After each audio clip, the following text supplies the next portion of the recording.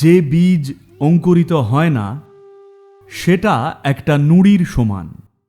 আপনার মধ্যে ঐশ্বরিক বীজটিকে বিকশিত করতে হলে আপনাকে উন্মুক্ত হতে হবে।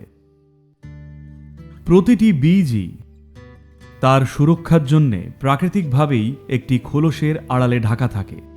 যদি সেই খোলসটি না ভেজে আর না ফেটে যায় তবে চারাও হবে না, গাছও না। খোলস না ভাঙলে অঙ্কুরও বেরিয়ে আসে না। যে বাদাম তার শক্ত খোলা ফাটাতে পারে না সে একটা বাদামই থেকে যায়। মানুষের সম্ভাবনা আসলে এটাই।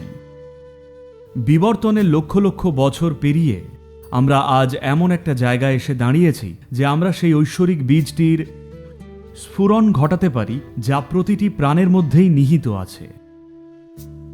এমনকি একটা অ্যামিবার মধ্যেও আছে, কিন্তু সে একে জাগাতে পারে না।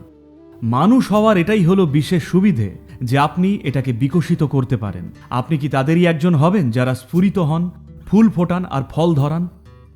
নাকি আপনি হবেন সেই নুড়ির মতো বীজটি যা অঙ্কুরিত হতেই অস্বীকার করল? এই নির্বাচনটা প্রত্যেক মানুষকেই করতে হবে। আসুন এটা সম্ভব করে তুলি।